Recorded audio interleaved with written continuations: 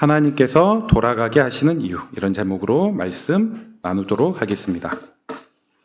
요즘 유튜브를 보면 과거에는 좀 상상하기 어려운 여러 가지 소재의 그런 영상들이 많이 찍혀 있습니다. 제가 이런 주제도 있더라고요. 우리가 광주에서 서울까지 이게 가는 여러 가지 방법이 있는데, 광주에서 서울까지 시내 버스를 타고 가기, 그런 영상도 있는 것을 보았습니다. 그러면서 이제 설교 준비하면서 기억나가지고 찾아보고 또 앞부분을 한번 살펴봤습니다. 그래서 우리가 보통 KTX 타면 2시간도 안 걸리고, 차 타고 이제 고속버스 타고 가면 3시간 반이면 이렇게 가잖아요. 네, 그거 아니고 시내버스를 타고 서울까지 가면 얼마나 걸릴까요? 하루 만에 도착할 수 있을까? 좀 그런 생각도 있었는데, 유튜버들이 알려주기를, 직접 경험해가지고 알려주기를 야간 16시간 30분에서 18시간 정도 걸린다고 합니다. 각 지역들을 우회하고 뺑뺑 돌고 버스도 기다리고 한 16번 차를 16번 정도 갈아탔다고요? 18번 갈아탔다고 합니다. 그래서 기다리는 시간도 있고 길도 험하고, 그래서 광주 한 영상이 있는 게 아니라 여러 개 올라 있더라고요. 한 4-5개 올라가 있어가지고 어떤 분이 저기 북구에서 출발해가지고 또 서울 논현덕까지 딱 도착하니까 한 7시간 전후로 좀 걸렸다, 그런 영상을 보게 되었습니다. 참 별 사람이 다 있죠. 빨리 갈 수 있는데 참 이런 일이, 여러분도 한번 이렇게 한번 영상 보고 이게 진짜 맞나 한번 모험해 보고 싶은 분 한번 모험해 보시기 바랍니다. 우리가 이제 한 번에 빠르게 갈 수 있는 그런 방법, 또 고속도로 타면 얼마나 또 편합니까? KTX 같은 경우 타면 편한데 굽이 돌아가지고 멀미도 나고, 그런 방법으로 이 길을 가는 그런 사람들은 특별한 이유가 아닌 이상 없을 것입니다. 우리 삶이 좀 그렇죠. 없을 것입니다. 그런데 이제 이런 시야로 오늘 본문에 보면 이스라엘 백성이 오늘 본문에 보니까 목적지까지 뺑뺑 돌아가지고 갔던 그런 어떤 흔적들이 나타납니다. 우리식으로 얘기하면 빠른 고속도로와 같은 해변길 두고 광야길로 해가지고 저기 시내산 쪽 그 광야길로, 홍해 건너는 그런 광야길로 해가지고 뺑뺑 돌아갔다는 것입니다. 왜 그랬을까? 우리는 2주 전에 이제 하나님께서 애굽에 10가지 재앙 내리신 다음에 이제 바로 왕이 2손 다 들었죠. 안 보내주려고 했는데 이스라엘 백성을 보낼 수밖에 없는 그런 상황을 보았습니다. 그리고 이제 이스라엘 백성이 고센 땅에서 드디어 나왔어요. 이집트의 고센 땅에서 나오게 되었습니다. 그러면서 길을 아는 사람이라면 야간 10일에서 한 11일 정도 걸리는, 지도 한번 보여주시죠. 여기 지중해 길로 해가지고 나가는, 여기 앞에 뒤에 분도 잘 보이는지 모르겠는데 저기 고센 땅에서, 끝에 고센 땅에서 위쪽으로 지중해 쪽으로 해가지고 해변길을 따라 이렇게 팔레스타인 지역으로 가면 야간 10일에서 11일, 성경에서는 열하루길, 11일길 이렇게 표현이 되어 있는데 한 11일이면 도착하는 그런 빠른 길이 있습니다. 그리고 이곳은 많은 사람들이 오고 갔기 때문에 길도 잘 닦아져 있었고 또 비교적 위험적인 그런 요소들이 없죠. 이게 우리식으로 얘기하면 고속도로 길이었습니다. 그런데 하나님은 이 길로 이스라엘 백성을 인도하지 않으셨습니다. 어떤 길로 인도하셨느냐? 여기 파란색으로 보면 이제 홍해 바다를 건너야 되고, 또 밑에 광야, 시나이 이 사막이라고, 시나이 사막이라고 표현하는데 이곳을 거쳐서 시내산 찍고 이렇게 쭉 이렇게 올라가는 우회하는 도로, 광야이기 때문에 사람들이 많이 다니지 않기 때문에 길도 험했고 위험한 그런 요소들, 야생 동물이나 뱀, 정갈 이런 어떤 존재들이 있어서 참 안전에도 취약할 수 있음에도 불구하고 하나님이 안전하고 빠른 길 대신 돌아가는 길을 선택하게 해 가셨다는 것입니다. 아마 이스라엘 백성들 중에는 길눈이 좋은 사람은 왜 빠른 길 두고 돌아가는 길로 하나님이 인도하지? 이런 의아심이 있었을 것입니다.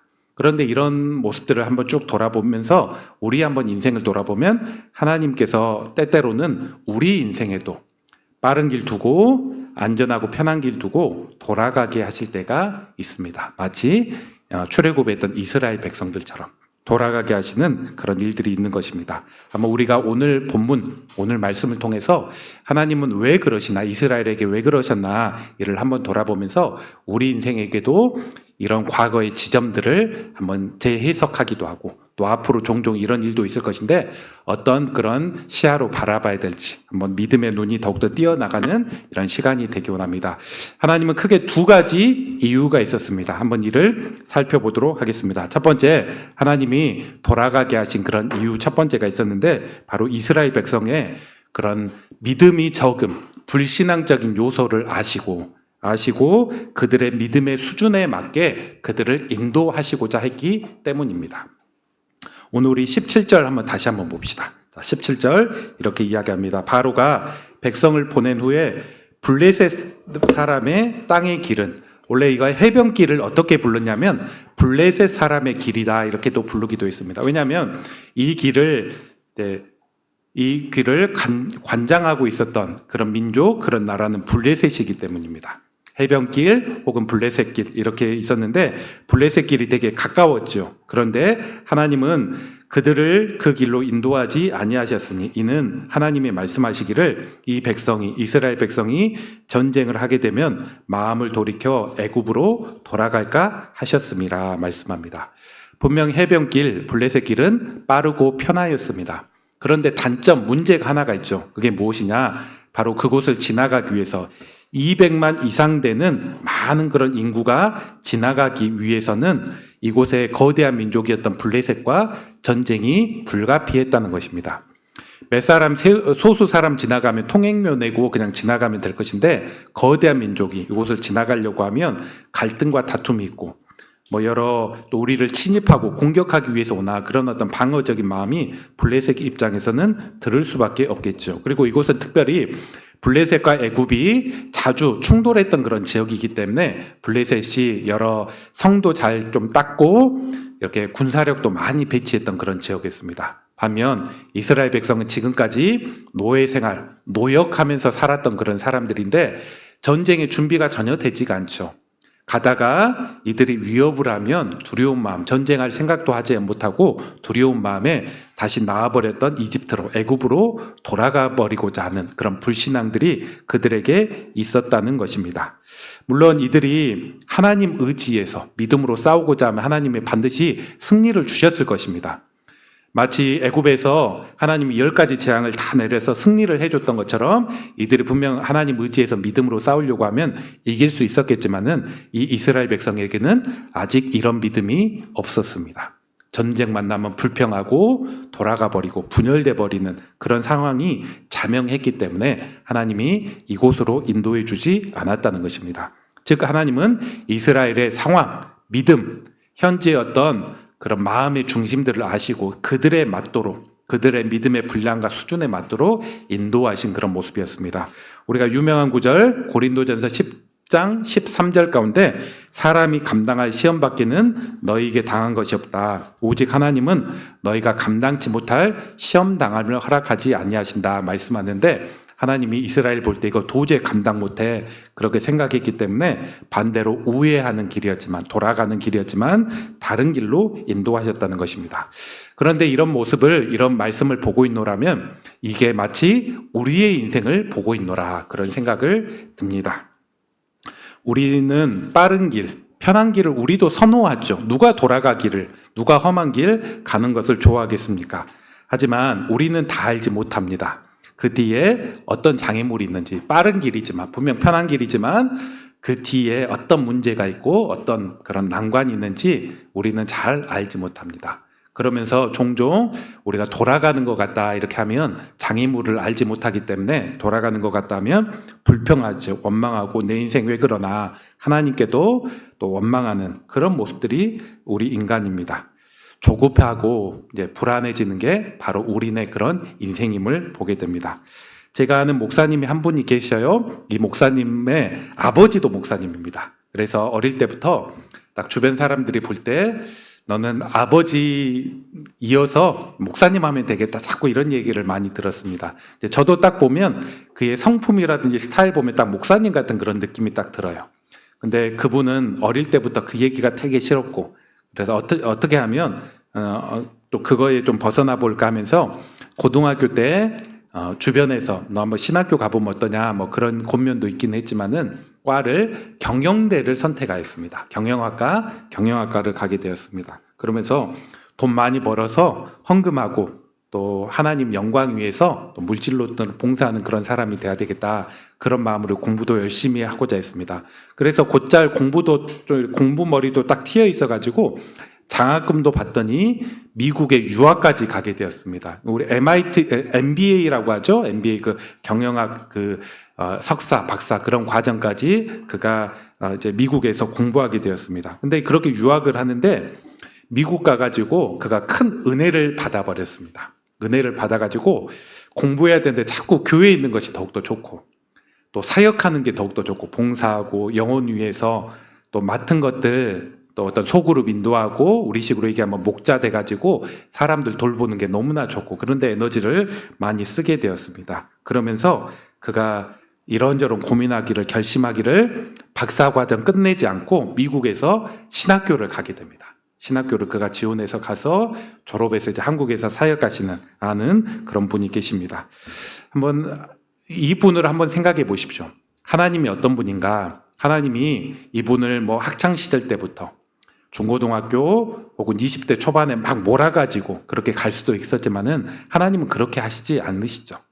그가 아직 그때 뭐 20대 초반에 신학교 가버렸으면 더 반항적이고 더 마음도 못 열고 그럴 수밖에 없는 믿음의 분량이었기 때문에 그렇게 하지 않고 그가 원했던 대로 한번 죄가 아닌 이상 한번 열어주고 이렇게 하면서 어떤 은혜 받는 지점에 하나님 확 마음을 더 주셔가지고 목회자로 또 이렇게 인도하시고 또 지금 사용하시는 그런 모습들, 이게 우리네 인생이고 여러분의 삶 가운데서도 있다는 것입니다. 또 다른 예, 제가 아는 자매 한 분이 있는데 이 여자분은 좀 결혼을 좀 일찍 해서 그 결혼 그런 거 더 이상 고민하지 않고 일찍 딱 해버리고 아들 딸 낳고 또 현모양처럼 좀 살고 보람을 좀 느꼈으면 좋겠다, 이런 어떤 마음이 있었습니다. 그런데 이런 마음으로 살았는데 적합한 남자를 만나지 못하는 거예요. 만났다가 쉽게 또 헤어져 버리고 오래가지 못합니다. 그리고 또 하나 마음에 힘든 그런 내용들이, 누굴 만나려고 하면 옛날에 그 조건 좋았던 그 사람을 놓치는 게 계속 마음에 걸려가지고 아까워가지고 마음을 또 다른 사람에게 마음을 두지 못하고 좀 그렇게 살아가게 되는 것을 봤습니다. 그런데 한번 쭉 제가 볼 때도 그때 그분의 어릴 때를 보면, 좀 젊을 때를 보면 남자들을 보는 눈이 없어가지고 왜 저런 사람 만나지? 왜 저렇게 생각을 하지? 뭐 이런 좀 생각이 들 정도로 좀 왔다 갔다 이렇게 했는데, 그러면서 점점 좀 시간이 있고 홍기도 좀 늦어졌습니다. 그러다가 결혼을 했는데 되게 괜찮은 사람하고 결혼을 했어요. 그리고 그 정도 되니까 이제 말씀의 가치관도 새겨지고 결혼해서 어떻게 살고 어떻게 자녀를 키워야 될지 또 믿음으로 살아야 될지 그런 어떤 관념들이 되게 세워졌던 것들을 봅니다. 한번 돌아보면 그가 젊을 때, 아주 어릴 때 조건 보면서 누군가와 결혼했다면 참 갈등이 많았겠다. 그리고 요즘 얼마나 이혼도 많고 가정에 불화도 많습니까? 제가 추측하기를 그런 삶으로 살아갈 수밖에 없었을 것 같은데, 그가 어느 정도 좀 갖춰지고 또 신앙의 어떤 가치관이 세워진 이후에 또 살아갈 때 정말 괜찮은 또 보석 같은 남편 만나고 자녀 낳아서 조금 늦기는 했지만 그렇게 살아가는구나, 이런 모습도 보게 됩니다. 우리 사랑하는 여러분은 이런 어떤 그리고 이스라엘의 모습을 보면서 여러분의 삶에서는 혹시 내 인생이 되게 돌아갔다, 되게 우회해서 광야를 걷는다, 그런 어떤 느낌을 받았던 적은 있지는 않습니까? 그리고 어떤 시간 가운데 내가 그 시간이 바로 이런 광야의 시간이었지. 분명한 것은 하나님이 우리에게 의미 없이 돌아가게 하지는 않습니다. 목적 없이 너 한번 고생해봐라, 이런 식으로 하나님이 광야 가운데 험한 길 가운데 가라고 하지 않는다는 것입니다. 어쩌면 우리가 감당할 수 있는 믿음의 수준이 되지 않았기 때문에, 분명 그걸로 가면 편하고 쉬울 줄은 몰라도 우리가 믿음을 떠나가 버리고 세속적으로 살아가고 또 어떤 것들 가운데 뒤로 가버리고 이제 겨우 믿음 생겼는데 또 애굽 땅으로 돌아가는 것처럼 또 뒤로 가버리고, 이런 여러 가지 장애 요소들이 많이 있고 더욱더 험난할 수 있기 때문에, 또 다른 어떤 험난한 길, 그런 것들이 있기 때문에 하나님이 어쩌면 우리 삶을 막기도 하고 돌아가기도 하고 이런 모습들은 있지 않은지 한번 돌아보시기 바랍니다. 그러면서 우리가 한번 고백해야 될 것입니다. 하나님, 우리가 우리의 미래에 있는 길, 또 우리가 선택하지 않는 길에 무엇이 있는지 알지 못하지만 제게 좋은 것을 주시고 신실하게 인도하시는 하나님을 믿습니다. 그리고 제가 후회하지 않겠습니다. 그때 그 빠른 길, 편한 길 갔어야 되는데 하나님이 그곳으로 열어주지 않았다면 제가 후회하지 않겠습니다. 지금 열어주시고 순종 가운데 걸어가는 길이 하나님께서 주신 길, 믿음의 길, 약속의 길인 줄 믿습니다. 이렇게 고백하고 이 땅을 살아가겠습니다. 우리가 한번 이렇게 고백할 수 있는 성도들이 되시기 바랍니다. 두 번째, 이스라엘 백성들, 하나님이 왜 이스라엘 백성 돌아가게 했느냐? 두 번째 이유는 하나님께서 광야 길을 통해서 하나님을 의지하고 또 여러 난관 가운데 강해지는 법을 배우기 위해서 하나님은 돌아가게 하셨습니다. 오늘 이 두 번째 내용은 오늘 본문에서는 뚜렷이 말은 하진 않아요. 첫 번째 이유는 아예 17절에 대놓고 이야기하죠. 전쟁 만나면 다시 애굽으로 가버릴 거 아시고 그렇게 했다 이렇게 하는데 두 번째 내용은 오늘 본문에서는 명확하게 알려주진 않습니다. 하지만 이제 이후에 14장, 15장 쭉 이렇게 민수기까지 그런 과정들을 보면 하나님께서 특별히 신명기, 모세가 죽기 전에 설교에 나가는 그런 내용들을 보면 너희를 낮추시고 또 여러 가지 어려운 요소들 가운데 하나님을 의지하는지 뭐 이런 것들을 하나님이 보시고 살아계신 하나님을 경험케 나가도록 그런 어떤 교훈들이 다른 구절을 통해서 많이 나옵니다. 한번 여러분이 생각해 보십시오. 사실 하나님이 블레셋 땅에 있는 해변길로 하나님이 인도해 주셨다고 할지라도 하나님의 어떤 전능하신 능력으로 이스라엘을 보호하시고 그 길을 뚫어낼 수 있습니다. 왜 그러지 못하겠습니까? 더 강했던 애굽 왕도 바로도 깨버리고 10가지 재앙으로 거의 뭐 애굽을 초토화시키며 하나님이 나오겠는데 더 약한 블레셋 뭘 이기지 못하겠습니까? 하나님이 충분히 그렇게 하실 수 있습니다. 그런데 하나님이 이제 애굽에서 나온 이스라엘에게는 그런 방식으로는 인도하지 않으셨죠. 전능하신 하나님이 앞을 다 열어주고 그냥 이스라엘에게 무혈로 무상으로 들어오도록 그렇게 하지 아니하시고 직접 이스라엘 백성들이 하나하나 겪어보면서 여러 상황, 여러 환경들을 하나하나 직면해 보면서 이때 어떻게 해야 될지 시행착오도 해보고 하나님 의지하면서 이기기도 해보고 넘어지기도 하고 그러면서 뭔가 배우도록 하나님이 인도하시는 그런 어떤 손길들이 이제 계속해서 나타납니다. 왜 그렇습니까? 바로 이런 것들 통해서 이제 이스라엘이 비로소 믿음이 자라기 때문입니다. 지금 이스라엘 백성의 믿음은 마치 초신자와 같습니다. 하나님을 알긴 알았지만 평생 노예 생활하면서 바로와 애굽의 여러 우상들 가운데 길들여져 있었던 이스라엘 백성이 애굽을 나오긴 나왔지만 거의 신앙이 초신자 수준이죠. 그리고 성품 역시도 노예 근성이 그들 가운데 있었습니다. 조금만 어려우면 불평하고 원망하고 뭔가 돌아가 버리려고 하는 그런 노예 습성들이 아직 벗어나지 못하는 그들입니다. 어린아이와 같은 그런 모습이었다는 것입니다. 그런데 사람은 어떻게 성장해 나가는가? 여러 이유가 있지만 영적으로 어떻게 성장해 나가면 여러 환경과 상황들 가운데 그가 이것들을 직면하면서 하나님도 의지해보고 하나님 경험하고 또 때로는 깨져보고 실패하고 그러면서 우리가 연단되고 강해지는 것입니다. 어려웠지만 근육이 붙는 것이고 또 하나님 어떻게 신뢰하고 살아야 될지 이런 내용들을 배울 수 있다는 것입니다. 바로 광야가 하나님을 경험하고 영적으로 훈련하기에 너무나 좋은 훈련장이었기 때문에 굳이 하나님은 편하고 빠른 길, 가게 하지 않고 유익한 길, 돌아가지만 험했지만 꼭 필요한 길, 바로 그곳을 가게 합니다. 대신 하나님의 보호와 위로는 있죠. 하나님이 양식도 보내주시고 아프지 않도록 하나님께서 도와주시고 분명히 그런 어떤 섭리가 있습니다. 다만 무상으로는 주지 않으셨습니다. 먹을 것이 항상 넉넉한 게 아니라 하루에 한 번만 딱 하늘에서 내리게 하고 원칙대로 그렇게 살아야지 먹을 것이 없게 되었습니다. 하나님이 물을 주긴 주되 한 명도 목말라 가지고 물 없어서 죽은 사람이 없었죠. 물은 주긴 주되 그들이 며칠간 어떤 때는 기다려야 됐고 믿음으로 하나님 앞에 물이 없어가지고 구하고 고생하는 그런 시간도 있었습니다. 그런 가운데 공급해 주시고 하나님의 어떤 은혜를 체험했습니다. 추운 밤이 있었고 추운 날이 있었지만 그들의 옷이 헤어지지 않도록 도와주시는 그런 섭리들, 분명 이런 모습들이 있었다는 것입니다. 이런 모습 통해서 하나님을 더욱더 신뢰하고 더욱더 의지하는 그런 모습들, 노예의 근성들도 점점 없어지고 하나님의 거룩한 백성으로 그렇게 살기 합당한 그런 거룩한 백성으로 점점 다듬어지고자 했던 그런 모습이 있었던 것입니다. 이게 또한 우리 인생을 인도하신 하나님의 원리죠. 우리도 쉽고 빠른 길 좋아합니다. 누가 서울까지 가는데 18시간 걸려가지고 돌아가지고 험하게 그런 길을 선택할 수 있겠습니까? 빠르고 편한 길을 복이라고 여기고 너 복 받았다. 나는 지지리도 복이 없지. 이렇게 생각을 하기도 합니다. 그런데 우리가 생각해야 될 거, 빠르고 편한 길이 우리에게 항상 유익한 길이 아니죠. 하나님은 우리 인생 아시고 우리의 과거, 현재, 미래 아시고 그러면서 유익한 길로 인도하십니다. 그리고 그 유익한 길은 때로는 어렵고 불편하고 힘든 길이라고 할지라도 하나님 앞에 연단하고 깎여지는 그런 길이라면 그런 길로 인도하시고 때로는 기다려주시는 게 하나님의 모습입니다.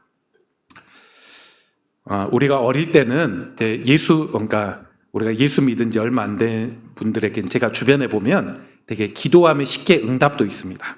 쉽게 응답도 있고 구원의 기쁨도 있고 왜 그런 게 있을까 돌아보면 하나님이 적은 믿음이기 때문에 그런 기도 응답을 통해서 하나님의 살아계심 또 신앙의 유익들 이런 것들을 그 초신자 때 경험하고 그것들 통해서 믿음이 자라라고 이렇게 주시는 은혜가 있죠.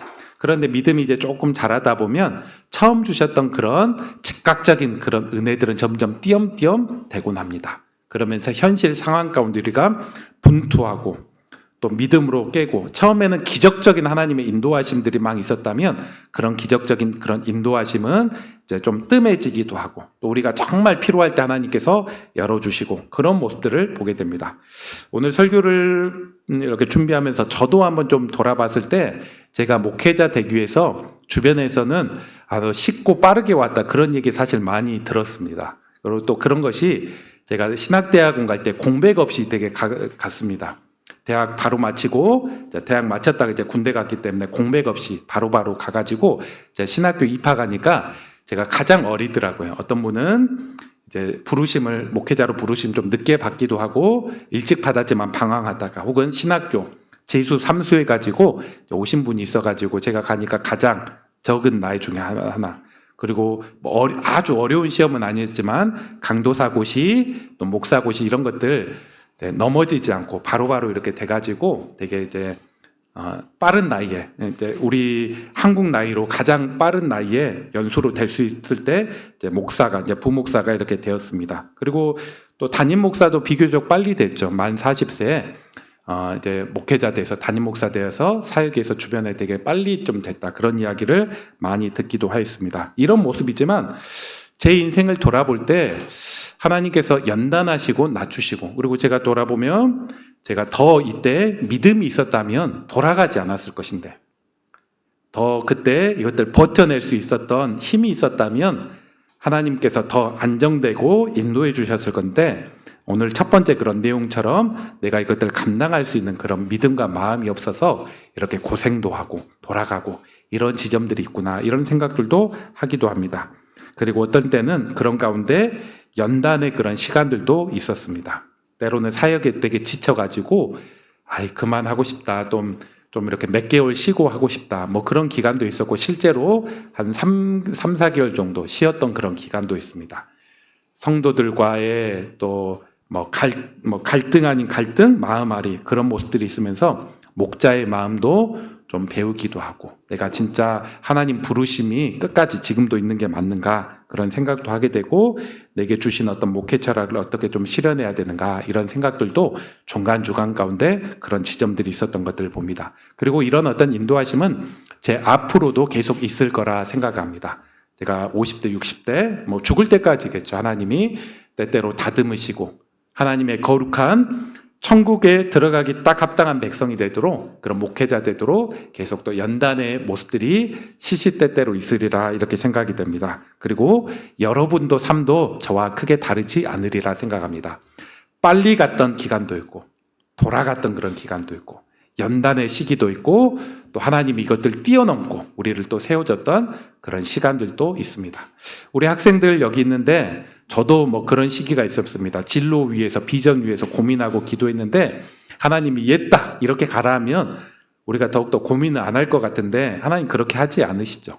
그러면서 이것저것 고민하다가 이게 아닌가 그런 시기도 있고 10대, 20대 많은 시행착오들을 해나가면서 내게 하나님께서 주신 열정과 달란트 이것들을 어떤 영역에 더 힘쓸 것인가 이런 것들을 점점 찾아나가는 그런 시간들을 가질 것입니다. 그러나 분명한 거 하나님이 우리에게 감당할 수준으로 인도하시고 또 감당치 못하면 때로는 우회하기도 하고 연단하고 다듬으시는 그런 은혜가 있는 것입니다. 이럴 때 우리가 너무 조급해하고 다급해하지 말고 하나님 앞에 좀 다듬어진다, 연단된다 그런 어떤 믿음으로 주님을 바라보시기 바랍니다. 이런 두 가지 이유가 있었는데 이와 함께 우리가 한 가지 더 생각해 볼 수 있습니다. 이 광야길은 시내산으로 가는 광야길은 분명 험하고 위험하고 오래 돌아가는 그런 기간이었지만 그런 길이었지만 세 번째 어떤 또 길이었느냐 하나님의 임재와 보호가 있는 길이 바로 하나님께서 인도하셨던 바로 길이었습니다. 우리가 돌아가는 그런 것만 기억해서는 안 되고 오늘 본문 이제 21절 22절에 보니까 하나님이 돌아가 있게 하신 그런 길이었지만 그 안에는 하나님의 보호도 임재도 또 안내하신 하나님의 손길이 있는 것을 봅니다. 우리 한번 21절, 22절 우리 같이 한번 읽어보죠. 제가 한번 21절, 여러분 22절 한 번 더 읽어보겠습니다. 여호와께서 그들 앞에서 가시며 낮에는 구름 기둥으로 그들의 길을 인도하시고 밤에는 불 기둥을 그들에게 비추사 낮이나 밤이나 진행하게 하시니